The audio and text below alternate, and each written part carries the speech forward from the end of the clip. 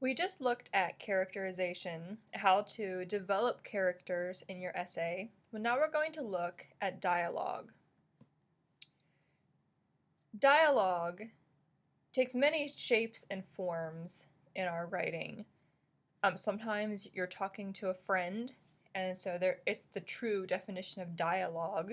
Sometimes it's a monologue, you're talking to yourself. Sometimes you're talking to an inanimate object. When you talk to your computer and the internet is slow and you say, "Load! Why do you take so long to load?" You're talking to an inanimate object, and if it's not loading, it really is inanimate. Sometimes you're talking to a dog or a cat or other animal. So there are different ways that you can have dialogue in an essay or a short story. But it's important to know what's to know about dialogue. Dialogue is conversation's greatest hits. You don't have to include the salutation in dialogue. If you met up with your buddy on the street, probably you don't have to say, "Oh, hey, how's it going? Oh, great, haven't seen you in a while." You can probably just summarize that unless it's really important to the essay. You don't have to put in all the verbal clutter. Some verbal clutter might be necessary to the character's development, but in general, you can eliminate that. Most people aren't proud of having a lot of verbal clutter, so you might be doing your friend a favor, a courtesy by not including all of his verbal clutter. If it's a really distinguishing part of him, you might want to put it in. But be aware of what's relevant. That is key.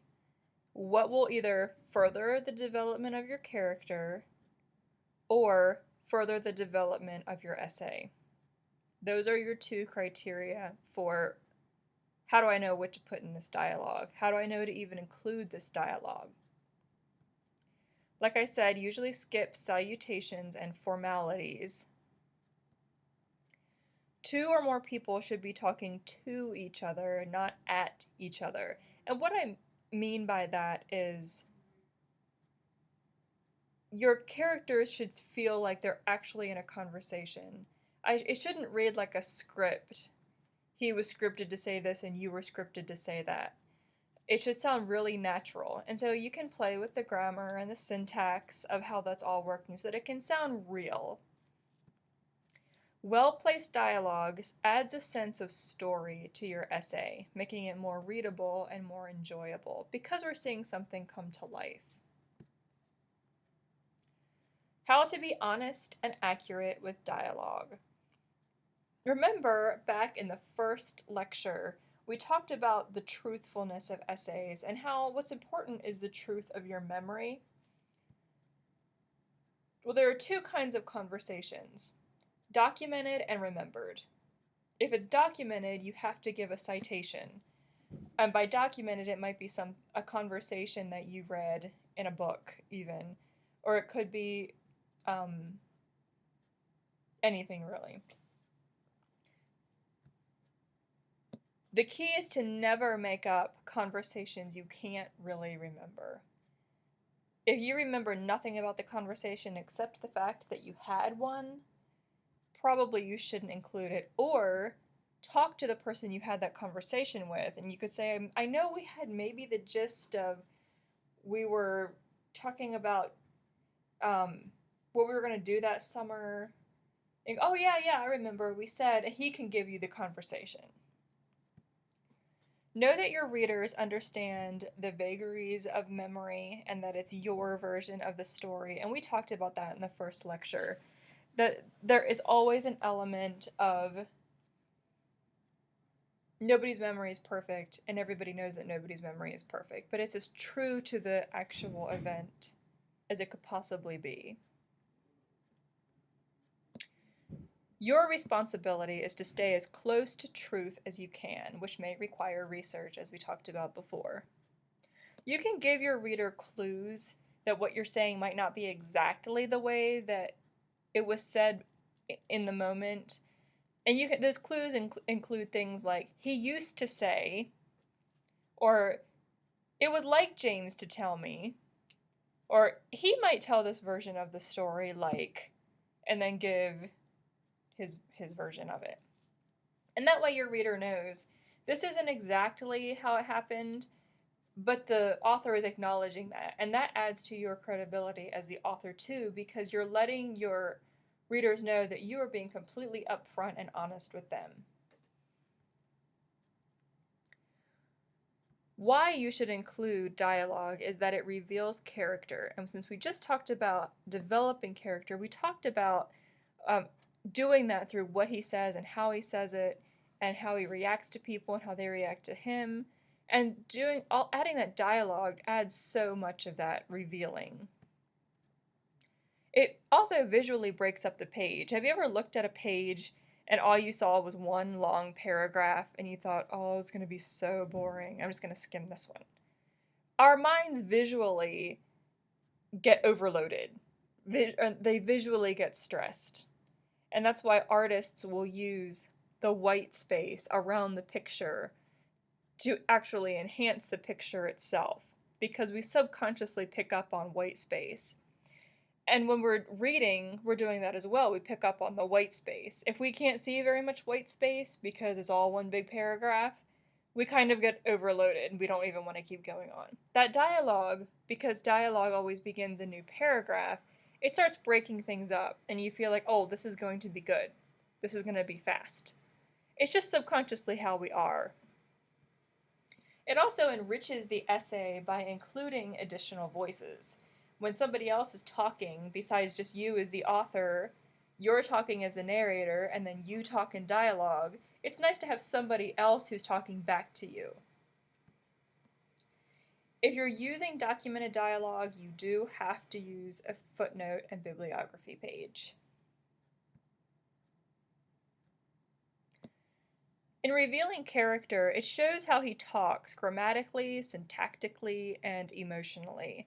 And you can kind of mess with the grammar and syntax of a sentence when it's dialogue, because people have unique ways of talking. It also shows posture. When your character is talking, you'll want to give little clues about where he's looking when he's talking.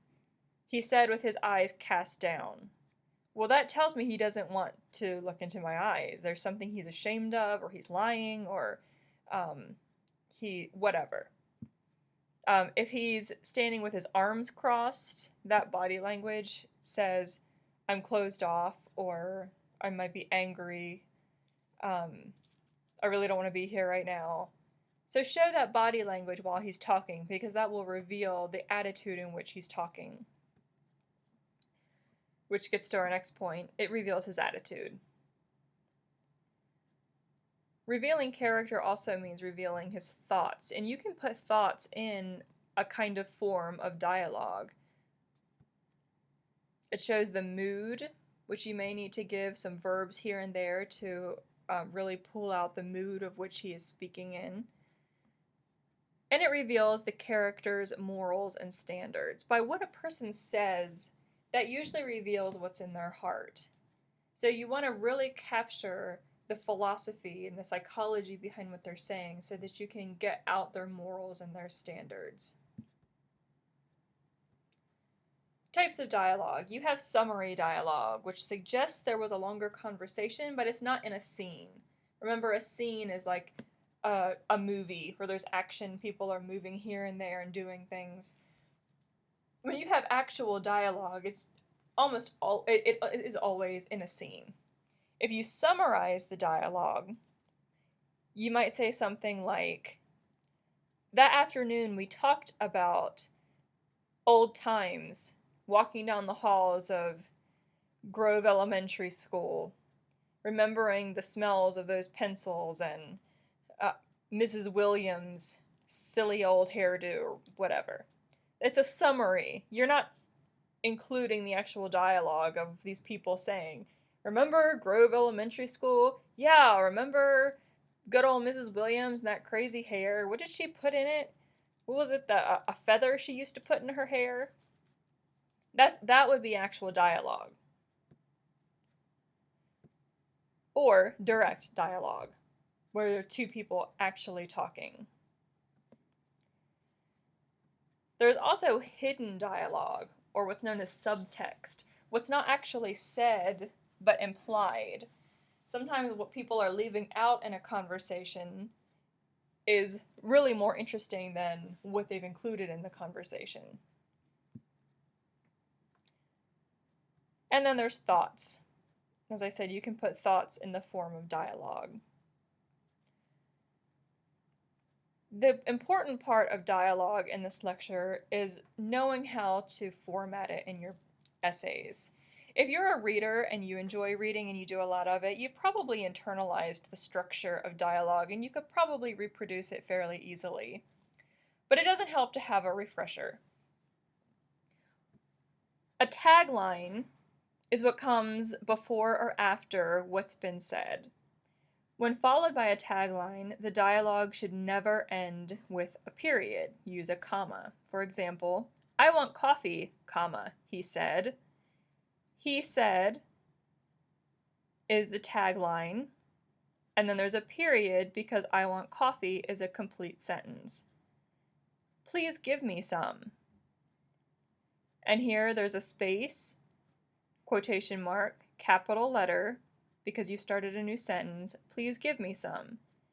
And the end punctuation and the comma always go inside the quotations. Do not capitalize tagline verbs. You will never capitalize said. You could have written this, I want coffee, said Jim. And then said would come first, Jim would be here. You would not capitalize said, ever, unless it's the beginning of a sentence, which would sound really awkward if you said Jim, comma, I want coffee. So really almost never. Said is the best tag. You don't have to get creative and wax eloquent with all the different kinds of verbs you might be able to use here. I want coffee, he exclaimed. I want coffee, he cried. I want coffee, he coughed. That's when you start getting really awkward. How do you cough, I want coffee? I want coffee. It's not really working so well. And those taglines, they aren't really meant to be read specifically. They're more a guide for your reader to know who has just said what. And our eyes generally skim over these taglines, so you don't want to draw a whole lot of attention to them by inserting these really big verbs. Also avoid too many tags. If you're in a conversation and Jim says something and then Sally says something else and it's back and forth, you don't have to put Jim said, Sally said at the end of every single one. You can do it for the first few and then maybe one later just to keep your reader on track. You also don't want to clutter the writing with too many tags and with too many adverbs or phrases with the tag, such as, I want coffee, he said thirstily with a mug in hand as he walked to the kitchen and poured himself a cup of steaming brown liquid. No, that's way too cluttered. You could say this several ways. You could say, I want coffee, he said thirstily, period, and then you could edit this to say, he held a mug in his hand as he walked to the kitchen and poured himself a cup of steaming brown liquid. You could also get rid of the tag entirely and say, I want coffee, period, end quotation. He walked to the kitchen with a mug in hand and poured himself a cup of coffee. So there are different ways that you could word that, but this is never a good idea. Way too much. For punctuation in your dialogue, capitalize the first word of every new dialogue. If a tagline breaks the sentence, resume it with a lowercase letter. For example, he asked about the letter, Mark said, and its sender. And its sender is continuing this sentence. So because this is technically part of the first part of the sentence, the tag Mark said is breaking it up. So you don't put periods at the end of he asked about the letter. You'll put a comma there, Mark said, comma, and then you'll keep and its sender all lowercase. Compare to, "I want coffee," he said. "Please give me some." "I want coffee" is a complete sentence. "Please give me some" is a complete sentence. So the first one, you'll end with a comma and put your tagline, and then the next one will be capitalized because it's a new sentence.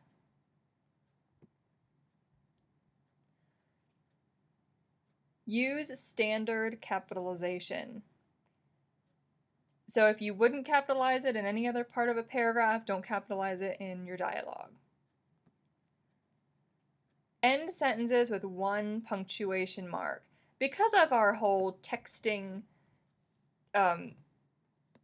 phenomenon and instant messaging and all of that, we often try to get in tone with our exclamation. We'll say something like, "Are you serious?" And we'll put a question mark and an exclamation point because we want the reader, the recipient of our text, to know, "Oh man, I'm really shocked." You don't do that in writing. Your writing needs to stand on its own. So if you wanted to say, "Are you serious?" you can use a question mark or an exclamation point, depending on the tone in which he's saying that. And it would be a good idea to actually apply that to your texting too. Indent every new speaker's dialogue as if it were a new paragraph. Within the dialogue itself, you want to pay careful attention to your punctuation. And if you need more help with that, if you need to look at it more carefully, the Chicago Manual of Style is where I got this information, and you can consult it. It's laid out according alphabetically to punctuation. Use dashes to show interrupted or abruptly halted speech. But I need... Forget it, Mark, John said. You can't have coffee. Here,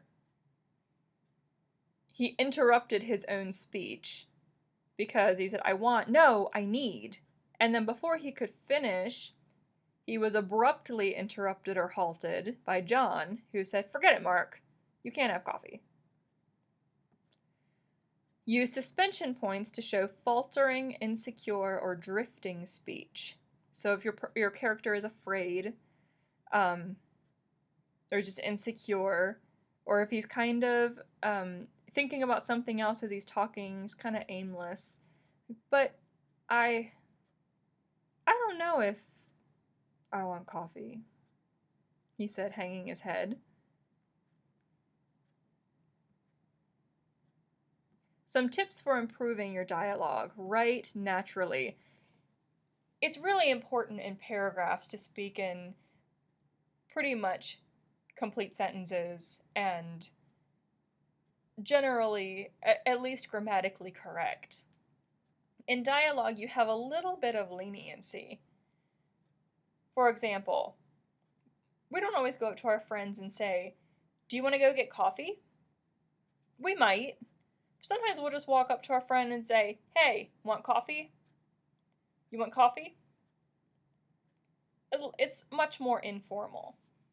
And notice that you don't have to have a tagline all the time. Here's an example of that. "You want coffee? I knew he did.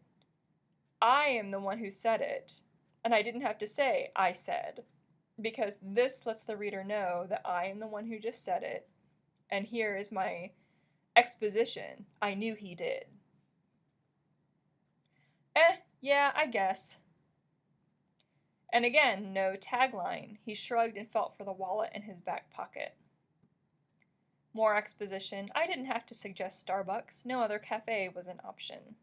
And that reveals some of the character. To say no other cafe was an option lets me know that this guy is maybe a coffee snob, or he's tried other cafes and he's just written them off at Starbucks only. Maybe he only has a taste for what he thinks is expensive. Who knows? But it's something that's furthering the development of that character. Typically use grammatical punctuation, but you can also use that punctuation to show your character. I'm going to show you the same sentence several times and pay attention to the punctuation to see how it makes the sentence read differently. Oh goodness, Jake, please let me have coffee.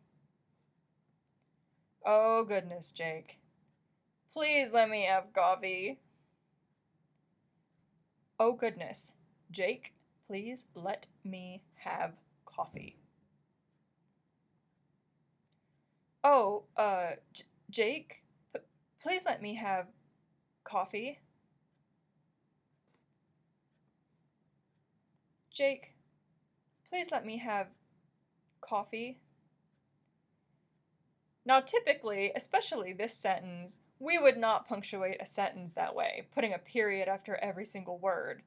But this kind of lets the reader know the tone in which your reader is speaking. So you have a little bit more leniency with your dialogue, although typically you want to use the correct grammatical punctuation. Incorporate action, description, and details throughout the dialogue. You don't want it to read like a screenplay, where it's just dialogue and then there's a paragraph that's telling the reader what's going to happen or what just happened. Incorporate it throughout. If Mark says, "Man, I just really want coffee," have him shift on his feet. Show that immediately. Or sigh, or throw his fist down on the desk, or something to let you know the mood in which he's saying it. Avoid including too much action in taglines.